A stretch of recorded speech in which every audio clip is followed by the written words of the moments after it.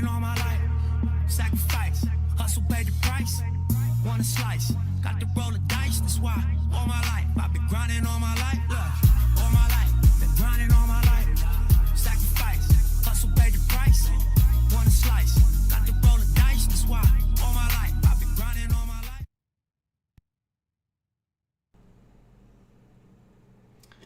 What's up, guys? Thanks for tuning in. Got a janky setup tonight for the video feed. Super janky. I haven't got a webcam yet, so I'm Skype calling to my phone, and then my phone is on this little stand in front of me. It's, yeah, if it falls over, sorry about that, but trying to make do with what I got at the moment. So, we've got plenty of news. On the weekend, we had Warren Buffett. I better pull this mic down a little bit closer. You might be able to hear me. Let me know in the comments if you can't hear me very well, and I'll fix that up. But yeah, we had Warren Buffett on the weekend with the Berkshire Hathaway annual general meeting. And the biggest thing to come out of that, probably, which the media has been really pushing, is Berkshire Hathaway selling out of all the airline stocks. Warren Buffett basically was saying that long term, it's quite difficult to sort of say what effect the coronavirus could have on the industries, and so usually for the Berkshire Hathaway company, their holdings, if they're making a move, they don't do it half-assed. They if they're going to buy something, they go in big. If they're going to sell out of something, they sell completely out of it. So they sold out completely on the airline stocks that they held, which I think was about 10% of the four big US airlines. I may be wrong, but I think it's American Airlines, which I've got on the screen here, American Airlines, Delta Airlines, Southwest Airlines, and United Airlines. So to be expected, we saw a bit of a drop, I think, across these airline stocks. Because obviously, with Warren Buffett being, just the absolute GOAT, he's the go-to man. Whatever he does, people take note. So, the general public sort of heard what he said, and as a result, a lot of these airline stocks gapped down during trading last night when the US market opened. So that was an interesting thing to come out of the Berkshire AGM. And honestly, I mean, if you have some time, I would pull up the video. They live streamed it on Yahoo Finance. If you've got some time, and I mean, you need nearly 5 hours. Like, this was no little short tea party. This was a pretty in-depth sort of meeting, and so you'll need 4 or 5 hours to go through it all, but honestly, I reckon it's well worth it. It was awesome to watch and listen to. But yeah, moving on from that, we've got, you may not have seen it. Whoa, that's bright. You may not have seen it, but I posted, I think yesterday or maybe the day before, the earnings calendar for this week, thanks to Earnings Whispers, that did they're doing this up for each week, I think. So we had Tyson Foods as one that reported before market last night. Skyworks, Chegg, they reported after market. Chegg absolutely off to the races after it reported. If I just pull it up, actually this mightn't have, I don't think this actually has aftermarket. No. Let's pull it up here. Chegg. On the old Yahoo Finance. Yeah, so Chegg reported and it jumped 18.6% after market close. And the report was pretty decent. I'm not big on Chegg. I haven't been following it closely. But from what I saw, their subscriptions, if you don't know what Chegg is, it's like an online education resource with textbooks, tutoring, textbook solutions, and it's a subscription-based plan for students. So you pay like $20 a month and you sign up and you can get access to all the content. And I think they were reporting like 30% growth in their subscription numbers. Quarterly report represents an earnings surprise of 29.4%. So yeah, they had pretty decent growth in their revenue and profits. So hence the massive jump after hours from Chegg. Skyworks Solutions was another one, and I jumped in on a little bit of a risky play. If you're in the private Discord chat group, you would have seen me post this in the early hours of today. I jumped in and grabbed some grabbed a CFD on the long side for Skyworks Solutions early this morning. I was just expecting that Skyworks would probably, have a higher result than expected, and unfortunately it was only slightly higher than analyst expectations. It was only a slight beat, so I'm not expecting this to really jump too much. I think after market close, it's risen to about $100 a share, so not huge.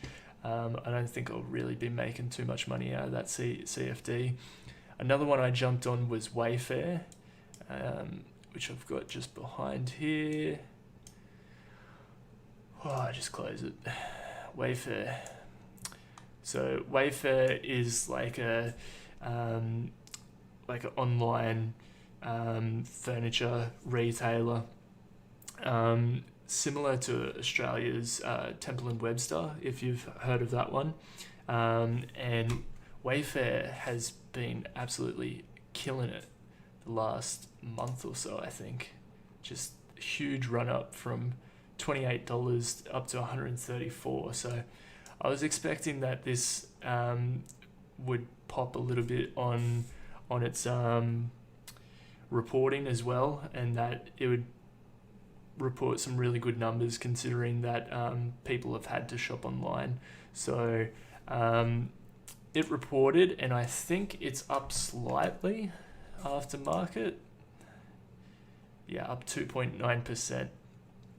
And this might be a play that I hold for maybe a couple of more days and hope to get like that earnings continuation where it, the stock pops up after it reports, and then you just get that nice gradual earnings continuation after reporting. So we'll see what happens there. I'm hoping that I might make a little bit of extra money on Wayfair over the coming days. But Skyworks, I think it might just be a write-off for that one. Other plays for the week coming from the US. We've got Disney reporting after close tonight, so we'll see that one in the morning, tomorrow morning. Beyond Meat after close as well. Pretty interested to see how that's going.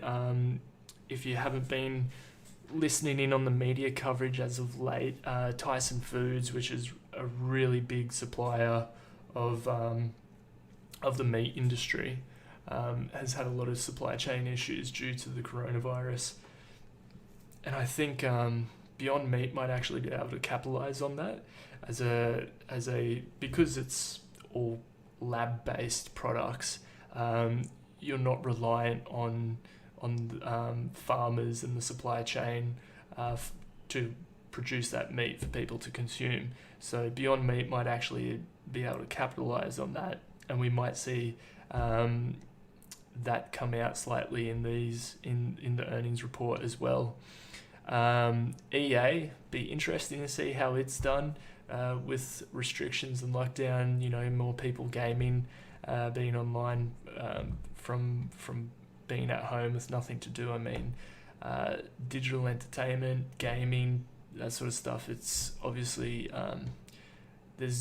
has to be more time spent on it from people when you got nothing else to do when you're locked up. So I'm expecting to see some decent numbers come out of EA, but we'll see what happens. Shopify, it's a huge growth stock. It's been killing it over the last few years. I think this reporting season will be no different. PayPal, Square, I'll be watching those ones. On Thursday, Uber is one that I'm definitely going to be watching. I hold it in my portfolio.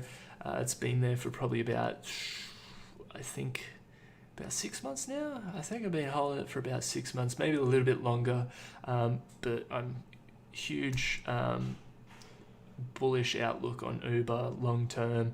I think this reporting will be pretty dismal. I think it won't be the best. Their ride-sharing segment of the business will obviously be hurt from people not being able to be out and about, traveling to shops and, sporting events and everything like that. So I think Uber might take a bit of a hit on this one.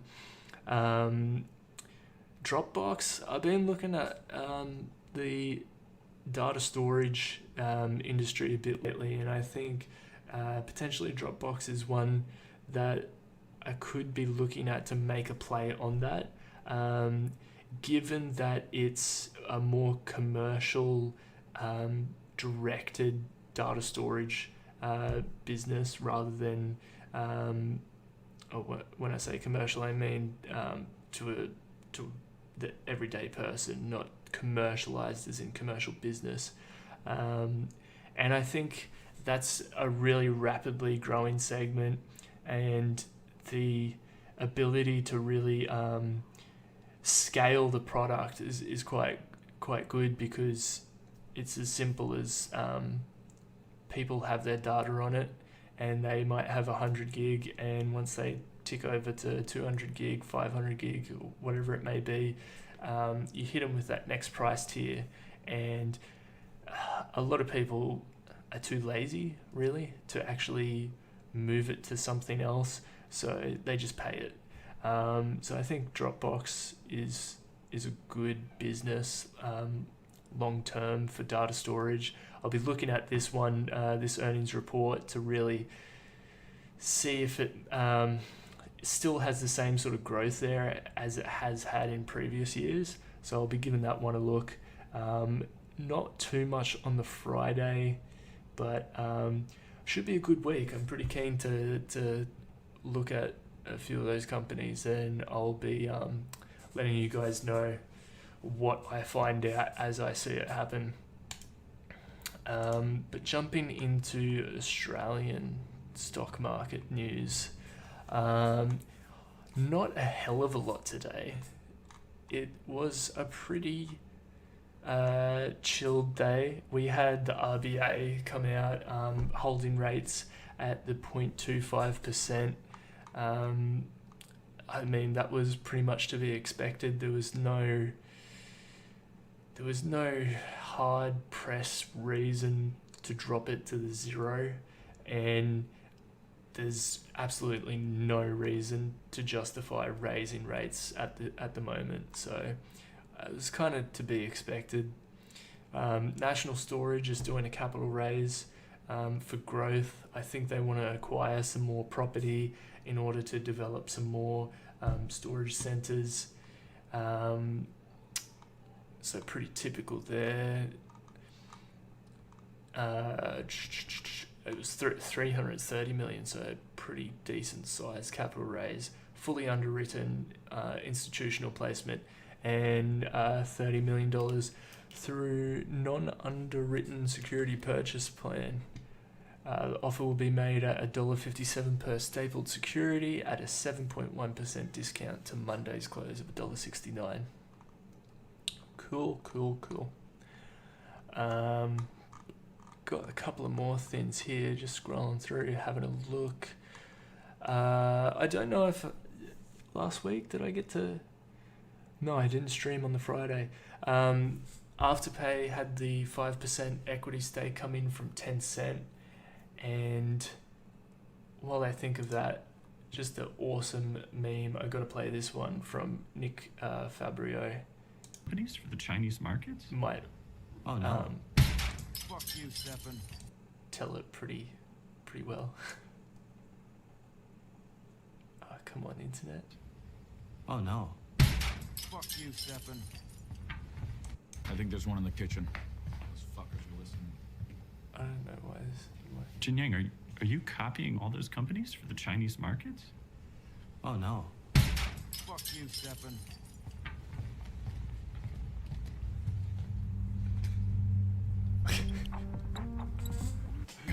I think there's one in the kitchen. Gotta have a laugh. That's so good.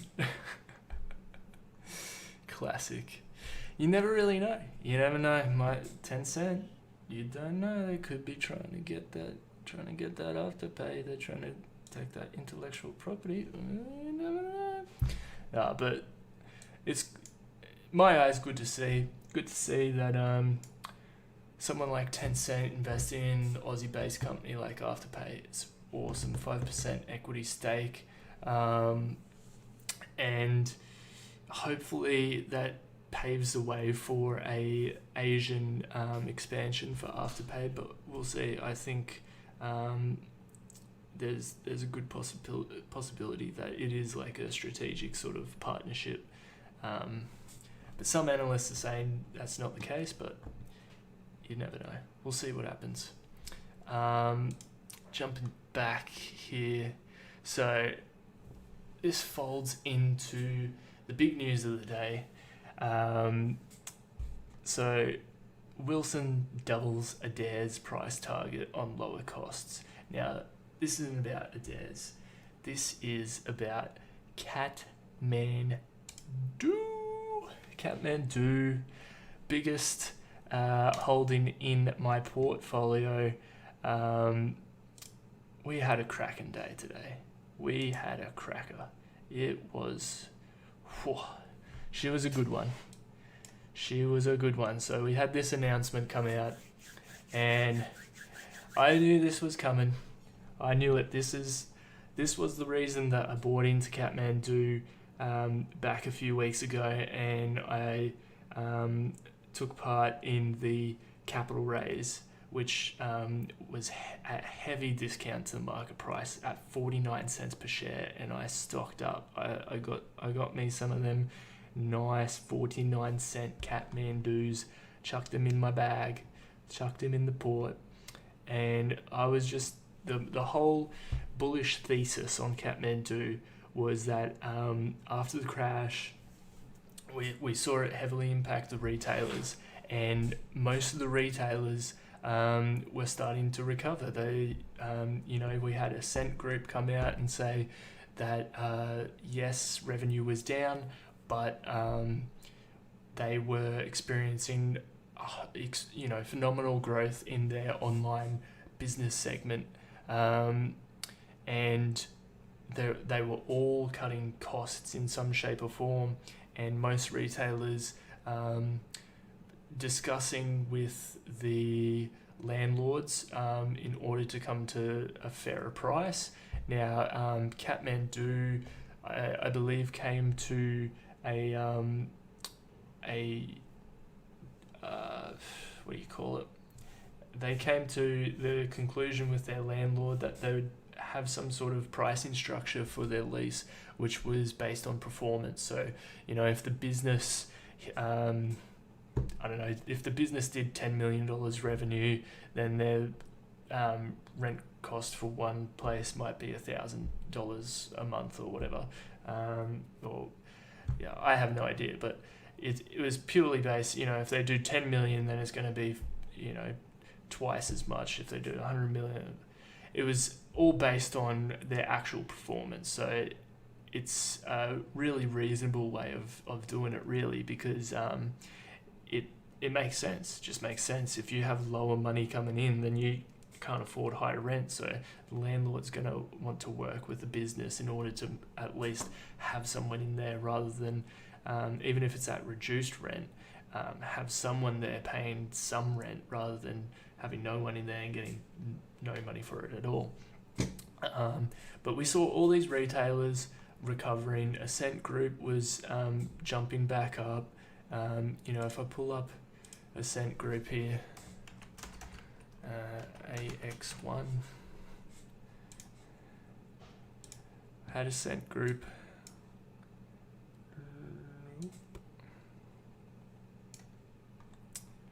So Ascent Group just got demolished from like $2, fell down to around 55 cents or so, and then just started recovering back up to like $1.15 at the moment.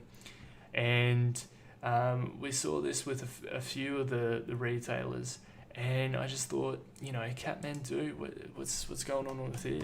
It's just not getting the same love. It was missing out. No one was loving a little Kathmandu, and I thought, this is when you react. It's when the market isn't paying attention. When the rest of the market isn't paying attention, that's when you pay attention. That's when you get them. That's when the money's to be made. And you see Kathmandu, it just got absolutely smacked. It got smacked. From like $3.50, it got hard smacked down to like 65 cents, and a little bit of a push up, then fell apart again, and then it was just trading sideways. And I thought, it just hasn't got the same attention yet as the other retailers. So got in on board with the cap raise, made it my biggest position in the portfolio, and then along came this news, what we had been waiting for: surge in online sales and staggered reopening, or staged reopening of stores. So they've said surge in online sales and digital engagement. During the month of April, Kathmandu and Rip Curl, which Kathmandu owns, have continued to trade online in all international jurisdictions, with Kathmandu, New Zealand selling only essential items online from 3rd of April. During April, group online sales were 2.5 to 3 times higher than last year, with the highest growth rates in Australia, the group's largest market. Online sales growth strengthened over April as consumers adapted to online being their only available shopping channel. So it's just awesome growth, and it's what I was anticipating. I was thinking, people aren't silly. People are used to this online shopping thing. People have been doing it for years now. It's not new. And when all the shops close down and people still want to spend their money and buy clothes and shit like that, they're just going to buy it online. It's pretty simple. People have been doing it for a long time, and even the people that don't usually do it, they've still bought the occasional thing online, so they're just going to do that with the rest of the stuff then. So we saw that happen, 2.5 to 3 times higher. It's just awesome growth. And they've gone on to say, they made investments in the online thing and supply chain, and it's paid off. Awesome to hear. The big thing, staged reopening of their stores. So from they pretty much closed all their stores, and they're saying that most of these stores will be reopened by the end of this week. I think I saw plans for reopening physical stores. Looks forward to welcoming customers back into stores only when it's safe to do so. Australia, yeah, majority of Australian Kathmandu and Rip Curl stores are expected to reopen by the end of this week. So, we've gotten through the worst of it, hopefully, fingers crossed, hoping that there isn't another takeoff in cases. But, assuming that doesn't happen, we've gotten through the worst of the store closures with massive growth in the online segment of the business, and now we're moving rapidly back into opening those physical stores. So by the end of the week, most of these stores should be reopened, and it won't be back to the same level of trading. We won't have the same number of customers coming through the door, but the good thing is that those people that haven't been captured in that 2.5 to 3 times growth in online sales, those diehard, I want to go into a store and feel what I'm going to buy and try it on before I'm going to buy it. Those people have the opportunity to go back into the stores and buy their stuff.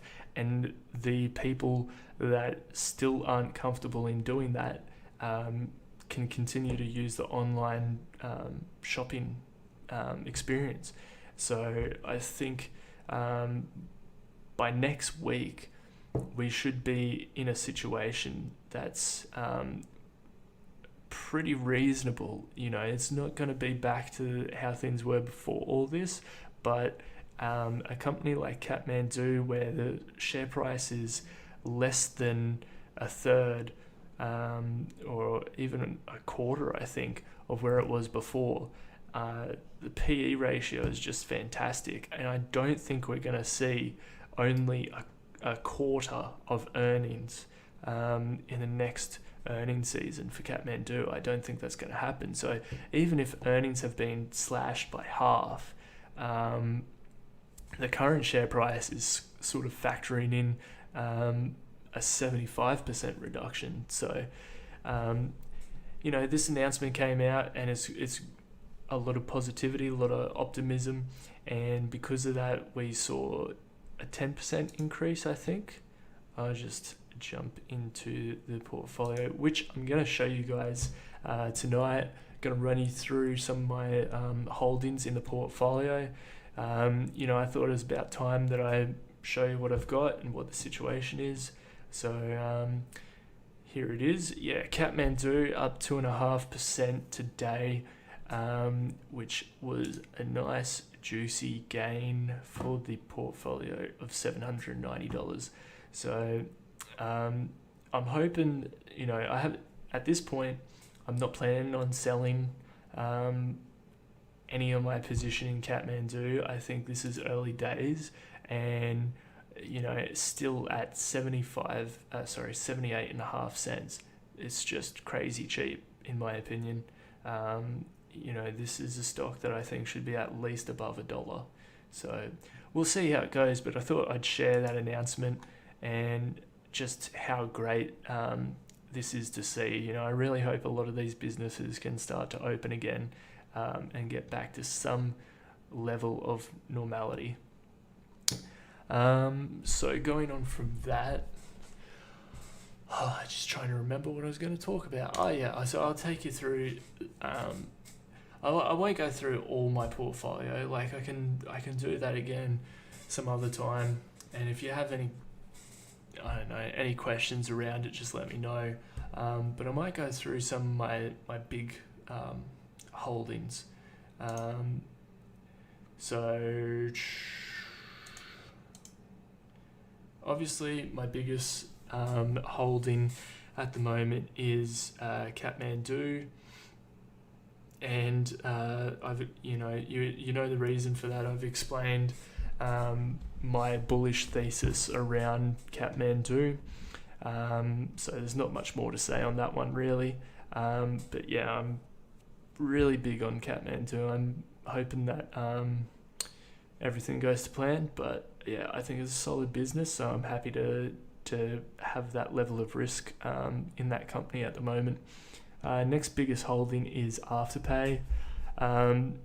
Afterpay it's one of those companies that's a bit of a disruptor.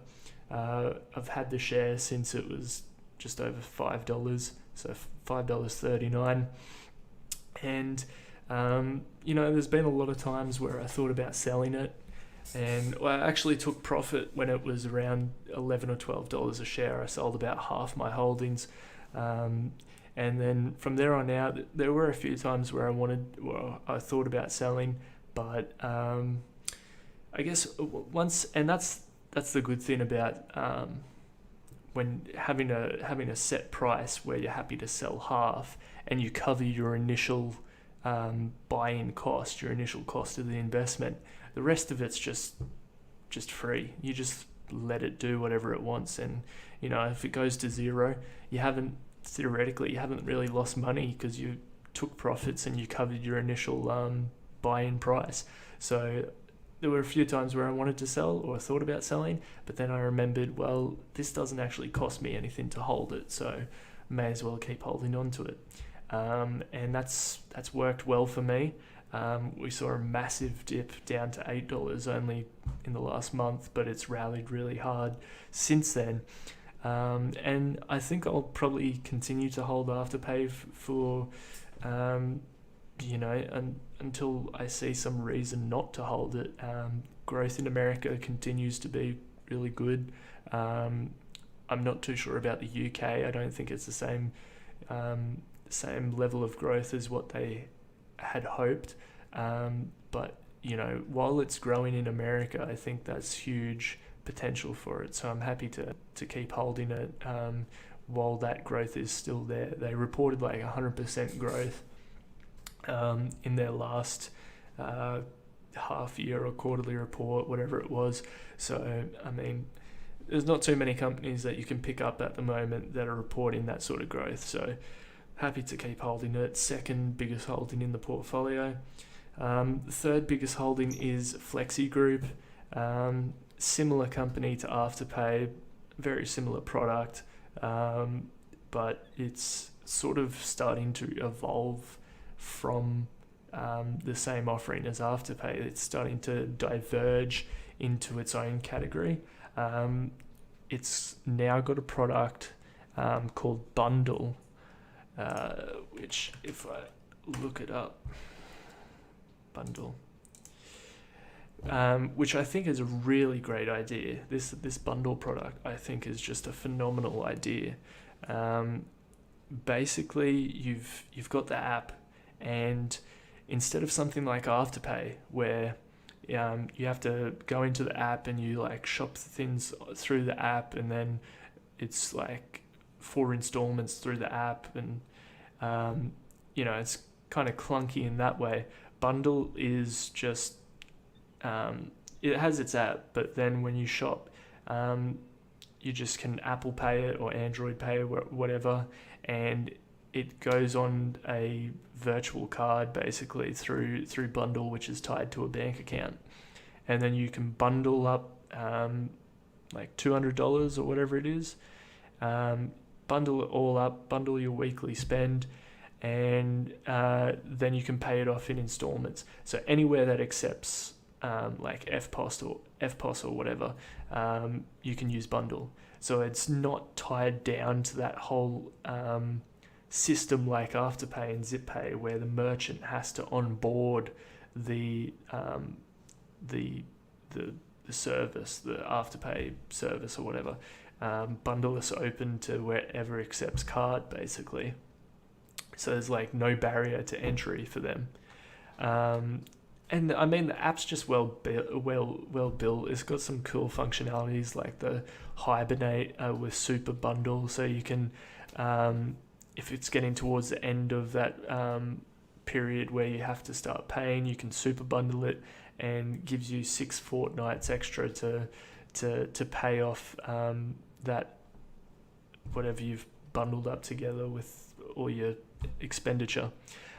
So I think that's a pretty cool offering, and I think it could really expand over the coming 6 months to a year, 2 years. So it's another company where I think it's just a disruptor. It's putting forward a solution to a problem that just makes everything simpler. So that's the third biggest holding in the portfolio. Fourth is Jumbo Interactive, which is a online reseller of lottery tickets. And I just like the company because of its software as a service model. It's got a lot of good contracts with different charity lotteries and that sort of thing, and its business is mostly through, I think it's Tats, and is it Tats? I could be completely wrong, but it's basically just getting their lottery tickets and saying, look, we'll give you a online digital platform in order to sell those. And they're like, well, cool, let's do that, because a lot of people like buying tickets online rather than coming in stores, and it's a growing business segment. So Jumbo's tapping into that growing industry, which I think will just grow even more so. I mean, everything's moving towards the direction of not having to go physically to something. Everything's going to be in the palm of your hand, get it delivered.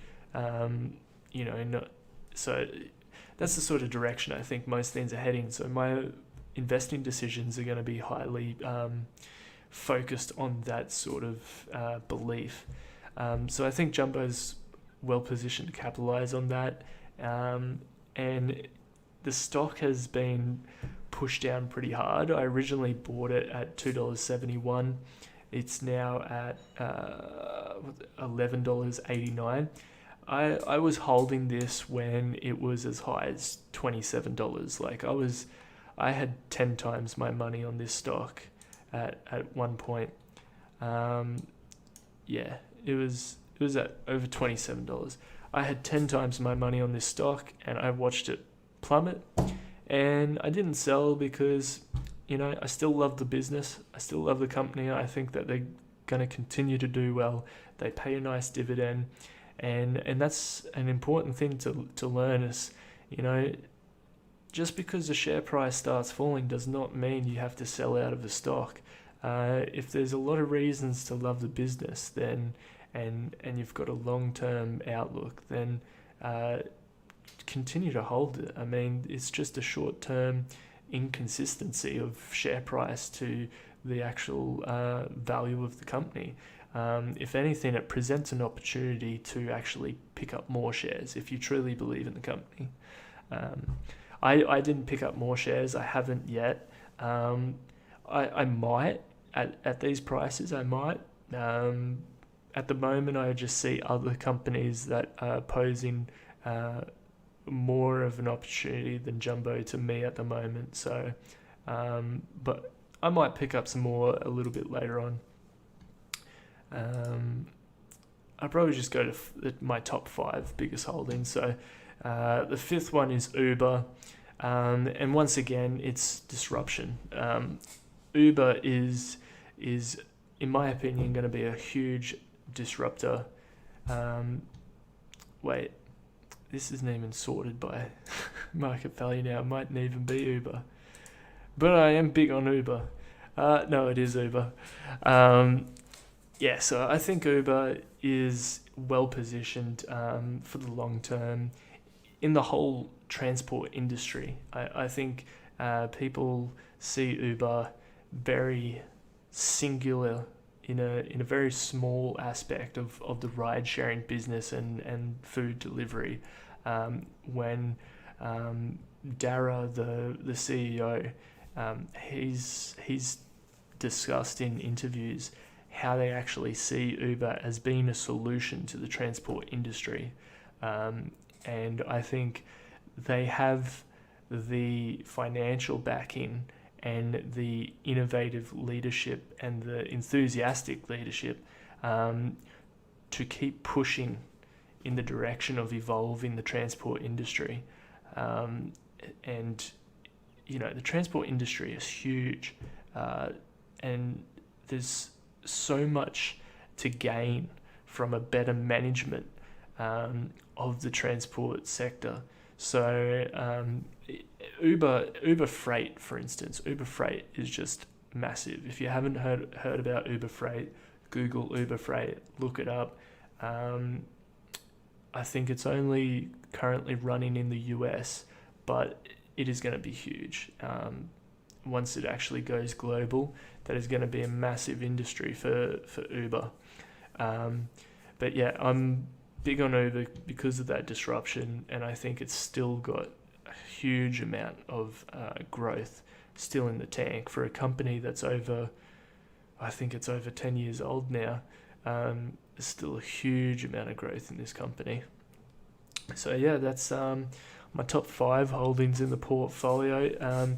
I mean, if you want me to go through my whole portfolio, let me know, flick me a message, and I'll do a whole video just dedicated through going through my whole portfolio and explaining each stock individually. But it'll probably be a pretty long video at this point. I think I've got about 30 shares in my portfolio, both US and Australian shares. But if that's something you're interested in, let me know. I'd be happy to make a video just on that alone. But yeah, that's a portfolio.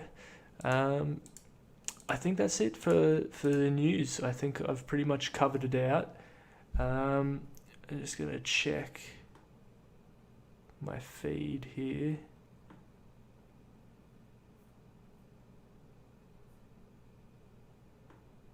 Sorry, just checking the feed. Yeah, I think we're good. Yeah, so I'll end it just looking at the market, which is, have a look at the US market. Let's see which direction we're going tonight. Let's have a look, shall we? Let's sit up. We got to get excited for this. It's the US market, and you just got to get excited. Okay, let's go to the daily, just to the 1 day view. Yeah, okay, US market. It's been an upward trajectory. Has fallen a little bit just recently. Hard to know what kind of night that the US market will have though. Might be pretty flat. Which has me a bit worried about these CFDs, but I didn't put a whole lot of money onto them, or into them, I should say.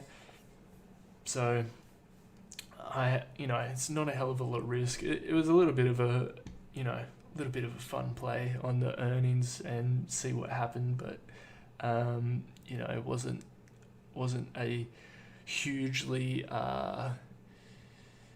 researched decision. It was sort of just off the cuff, but we'll see what happens. Yeah, I think that's probably it, guys. I think that's probably it. We haven't got too much more than that. It was a pretty chill Tuesday, but I think tomorrow's going to be a bit more exciting. I think it'll be good. I think we're going to see some big news, and I think the US. What do we got? We got Wayfair, Disney, Beyond Meat. Yeah, I think it'll be a good one. Plenty to talk about tomorrow. Well, I might do a video tomorrow, or I might leave it till the Thursday, but we'll see what happens. Anyway, guys, thanks for joining me. It's been great. Thanks for tuning in. Appreciate everyone that comes to the videos and tags along. I hope that you're learning something. I hope you get something from it, even if it's just an understanding of how to research stocks or how to look at the news, make some sense of it. I'm just trying to provide a bit of value to everyone. But yeah, I love doing this stuff, so keep tuning in. I'll keep making it, and catch you in the next one, guys. And I'll keep you updated on how these CFDs go. Alrighty, guys. Bye.